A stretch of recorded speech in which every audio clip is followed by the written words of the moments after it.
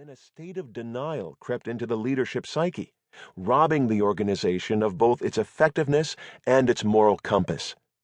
In contrast, a healthy challenge, when delivered from a relationship of trust and mutual respect, serves to stretch people's thinking and drives them to dig deeper into the reality of their situation and the true potential of the future. And what is true for the chief executives and managing directors we coach is also true for every executive, regardless of seniority.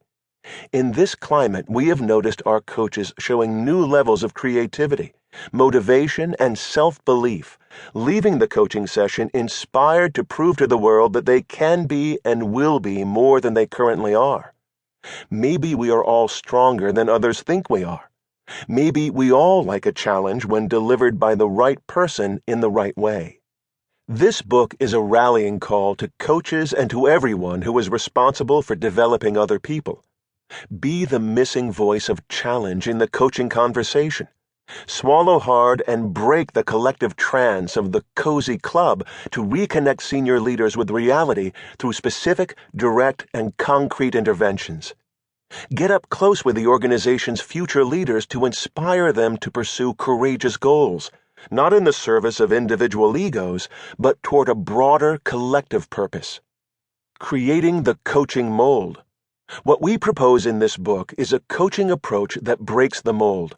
First, we need to understand how this mold came about and what factors influenced its design. Not many years ago, few people in business had heard of the word coaching, but today it is a mainstream leadership skill and an established profession. The speed and extent with which coaching skills have been adopted in business life have been dramatic, resulting in a plethora of coaching businesses around the world and the routine training of line managers in coaching skills. Why did this explosion in coaching occur? One of the most significant driving factors in business has been the emergence of the war for talent. In a knowledge-based economy, attracting, developing, and retaining top talent are key determinants of organizational success. In the boom years, with talent in short supply, organizations seized on the idea of executive coaching as a way of recognizing and developing high-potential leaders. What had originally been regarded as a remedial activity quickly became a fashionable tool for the motivation and engagement of high performers. The argument was that if every top sports performer had a coach, why should the world of business be any different? Against this backdrop, there was a rapid growth in the use of executive coaching for senior leaders. In parallel, the idea of a coaching culture emerged as an antidote to command and control. A younger, better educated, and tech-savvy generation rebelled against authoritarian management styles and demanded greater empowerment. Many managers were trained in coaching skills as a response to this need.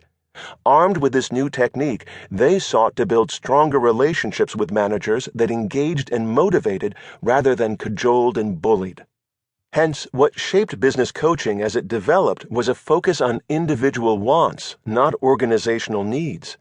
Many return on investment (ROI) measures from coaching initiatives in this period reflected this bias, targeting the retention of high performers, improvement in staff survey engagement scores, and subjective feedback from participants rather than progress in specific bottom-line measures. Let us give you a typical example from this era. We designed and implemented a coaching program for a global property management company that was part of a Europe-wide leadership development program.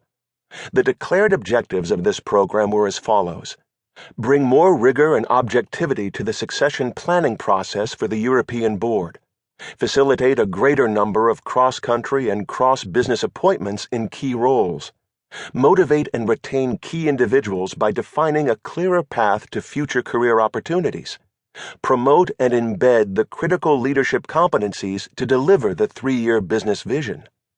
Only the last of these objectives hinted at business performance measures.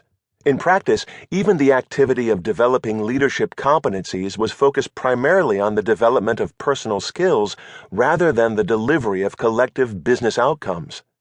Participants in this program were allocated an external coach and an internal mentor for a series of individual coaching sessions focusing on the review of 360-degree feedback, the development of a career vision, and the practicing of new skills. The participants in the program loved it. Engagement levels shot up, attrition levels shot